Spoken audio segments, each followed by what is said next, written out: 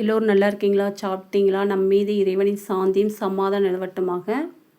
மீலாது நபி விழா மீலாது விழா அப்படிங்கிறது இடைக்காலத்தில் யூதர்களால் புகுத்தப்பட்டதுதான். இஸ்லாத்தை அழிக்க வேண்டும், இஸ்லாத்தின் மக்கள் பெயரக்கூடாது அப்படின்னு நினைக்கிற எதிரிகள் இஸ்லாத்தில் செய்த புதுமையான வேலைகள்லாம் இது. ஏன்னா ரசூல் ஸல்லல்லாஹு அலைஹி வஸல்லம் நமக்கு சொல்லலை. நம்ம யாரை ரொம்ப நேசிக்கிறோம்? முதல்ல அல்லாவை, ரெண்டாவது ரசூல் ஸல்லல்லாஹு அலைஹி வஸல்லம் நம்ம நேசிக்கணும். இந்த ரெண்டையும் நேசிக்காத ஒரு முஸ்லீமாக மாட்டான்.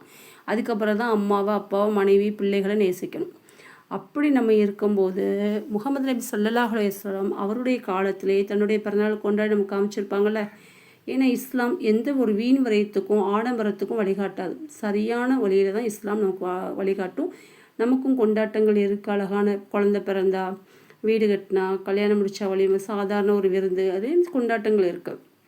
அதை அழகான முறையில் எடுத்து செய்யலாம். முகமது நபி ஸல்லல்லாஹு அலைஹி வஸல்லம் காட்டி தந்திருக்காங்களா? ஒன்றும் காட்டி தரல. ஆனால் இந்த வழிகேடு மீலாது விழா அப்படின்னு சொல்லிட்டு இந்த 12 நாள் எல்லாம் கொண்டாடி கூத்தடிச்சு என்னென்ன செய்யக்கூடாதோ பள்ளிவாசலில் அந்த எல்லாம் அல்லாவுடைய ரசூலுடைய சுன்னத்தை ஃபாலோ பண்ணுறோம் அப்படின்னு சொல்கிறோம்ல. சொல்லிவிட்டு நம்ம என்ன செய்கிறோம் சொல்லுங்கள்? அன்னைக்கு காலத்தில் நம்ம முன்னோர்கள் இஸ்லாத்து பக்கம் வரும்போது குரானுடைய தமிழ் விளக்கம் இங்கே இல்லை, அரபி இருந்துச்சு, தமிழ் விளக்கம் இல்லை.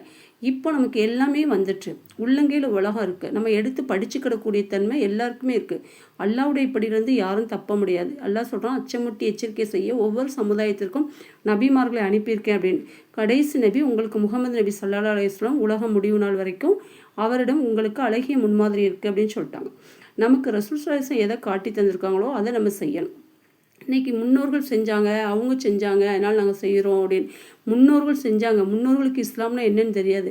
ஜாதி வேறுபாட்டிலேருந்து வெளியே வரணும். அந்த தொட்டா தீட்டு, பார்த்தா தீட்டு, நடந்தால் இங்கே நடக்கணும், அங்கே நடக்கக்கூடாது, உட்காரக்கூடாது, துண்டை போடணும், அப்படி அதிலேருந்து நமக்கு ஒரு சுயமரியாதை கிடைக்கணும்னு சொல்லிட்டு வந்தாங்களே ஒழிய இஸ்லாத்தை எடுத்து வைக்கக்கூடிய ஆலிம்கள் சொன்னது தான் அவங்களுக்கு அன்றைக்கி வேத வாக்காக இருந்துச்சு.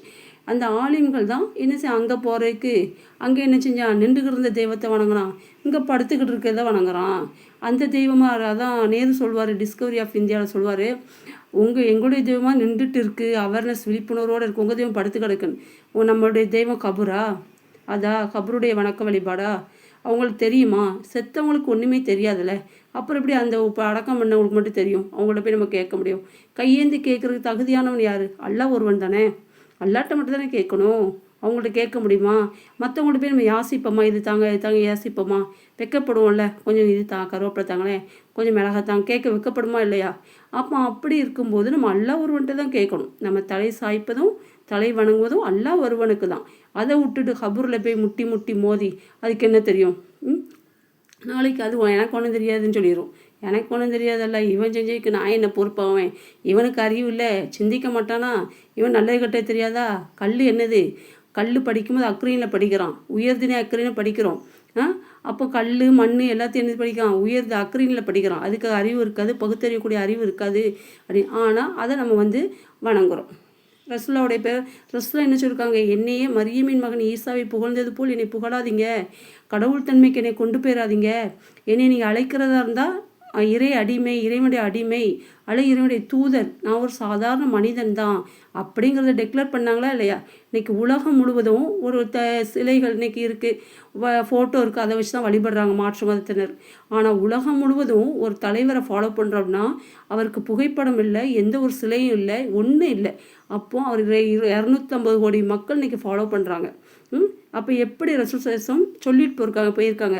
அவங்க கொண்டாடினா அவங்க சஹாபாக்களும் அவங்களுடைய உயிர் தோழர்களும் தாபீன்களும் வந்தவங்க கொண்டாடி இருக்க மாட்டாங்களா? நமக்கு வழிகாட்டியிருக்க மாட்டாங்களா? அவங்க செய்யாததை இன்றைக்கி உள்ளங்கையில் உலகம் வந்துட்டு நீங்கள் தப்பிக்க முடியாது. எங்களுக்கு அவங்க சொல்லலை, இவங்க சொல்லலை அப்படின்னு. உள்ளங்கையில் உலகம் வந்துட்டு பகுத்தறியக்கூடிய அறிவு இருக்குது.